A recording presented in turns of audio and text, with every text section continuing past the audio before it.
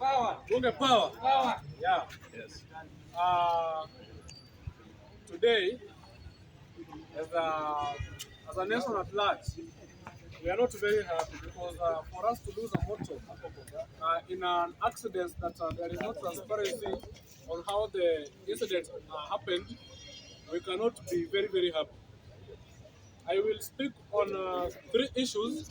Number one, I'm going to talk on the issues about the laws of Cyrus Jirongo.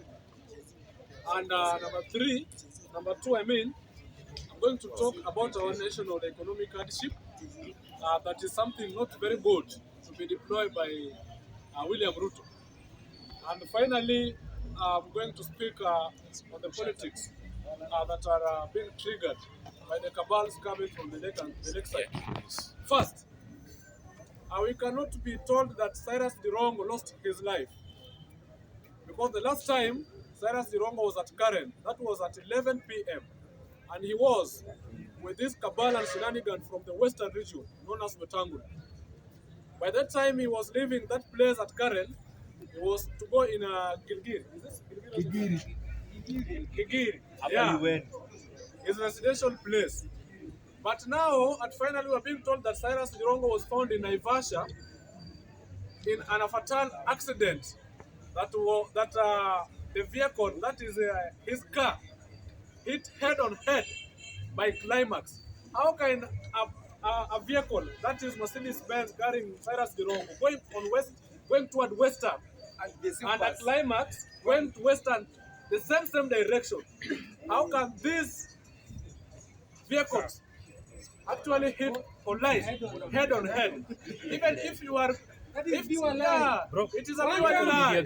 And if even you are a person who is academic dwarf, something like that cannot happen. That a vehicle going same direction with the other can collide head on head. And the same thing, we saw the climate driver coming out and starting to speak at the first before the police investigators. And we know that Cyrus Jirongo was a very advisor of Natembeya. And he was opposing the reshuffle of the residents of Kakamega, Ikolomani. The place of Ikolomani that have been identified to be worth several gold. The gold is there. 6 trillion. 6 trillion. And that's the reason why we are trying to say, without any fear of contradiction, that the death of Cyrus Jirongo was a death that was founded by something known as the materialistic approach by these cabals, the likes of Wetangula, the likes of Musalia Mudavadi, because they doesn't want to see anyone rising in Western region to try to oppose them. And therefore we want to question them with the highest order possible. They must come out and tell us how Jirongo found himself in Naivasha and how Climax was there, because the people of Western and Nyanza, because I come from Nyanza, we know very well that at that time, it was at 3 p.m. that Cyrus Jirongo accidents occurred. And at 3 p.m., 3 a.m., yeah. At 3 a.m., that Climax is supposed to be at the near end of Nakuru, not in Naivasha. We are not fools. We are not fools. So we are questioning you. And the government, you must come out with a clear forensic audit and tell us how this accident occurred. We don't want a situation whereby if you try to rise and question the government, you are being assassinated. We will not go, because we believe in something greater than fear. Number three, we saw the other day the president bragging himself, talking about the economic hardship, talking about the GDP. You cannot come and quantificate about the GDP, yet we have a lot of the economic setbacks. Right now, the national debt is something that is skyrocketing rather than depreciating. And I want to give you the real statistic, and I'm not here to joke, by the way. Yes. Yeah, very serious. Give them the statistics. Read them. So, I want to tell you something about the national debt. Because we cannot be in a state whereby we are being double taxed. The taxes keep increasing every day. In the name of affordable housing, in which there is no transparency about that affordable housing can actually accommodate the common mwananchi. We see the other day, the real statistics about the national debt. The other day, the last time I checked, it was 3 days ago. The Kenyan national debt currently stands at about 10.36 trillion. And that is, which is equal roughly to 61.7% of the country's GDP as of the December 2025. These are the sources from the IMF and the World Bank. And if you take the GDP ratio, that is 61%, meaning Kenya owes a debt equal to the half of its economic output.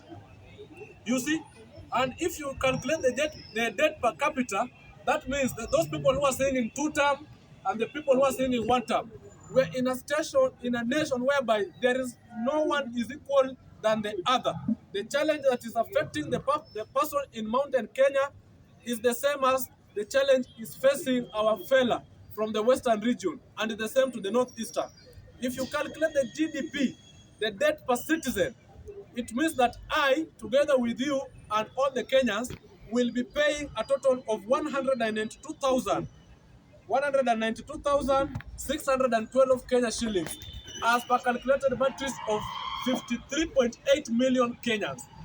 We cannot be in the situation whereby the taxes is being double taxes and the debt is keep increasing. We must question, we as the current generation, because we cannot be controlled by people who are there, and if we can calculate their ages from now, we cannot be controlled by the way. People like John Bad coming to Quanticate without no track record. We must question, because we will the current generation, we are the future. Yeah. And this debt will be actually something that will be coming heavier to us by those times. So those people who are in power and trying to borrow more because they have no time, if you calculate now 5 years from now, they will be at their houses uh, struggling with tablets of the blood pressures. So we have to question you, by the way. As I conclude, currently we saw Babu Owino, because as the people from the Luo region, we must be questioning this very more. Currently, Babu Owino is the Nairobi hospital, have been admitted, critically ill. And we want to question this government if anything happened to Babu Owino. And those cabals, the likes of shenanigans of Gladys Wanga, using these goons, the likes of these stupid content creators known as Ambo, coming to say that Babu Owino is, I don't know, is a goon. We want to tell you very well that butchery is not transferable.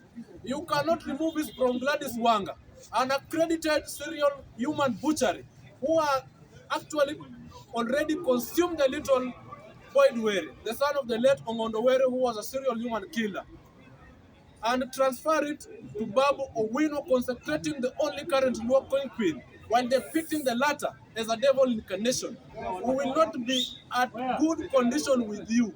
We are warning you that anything will happen to Babu Owino, you will face the wrath of this nation. Thank you very much.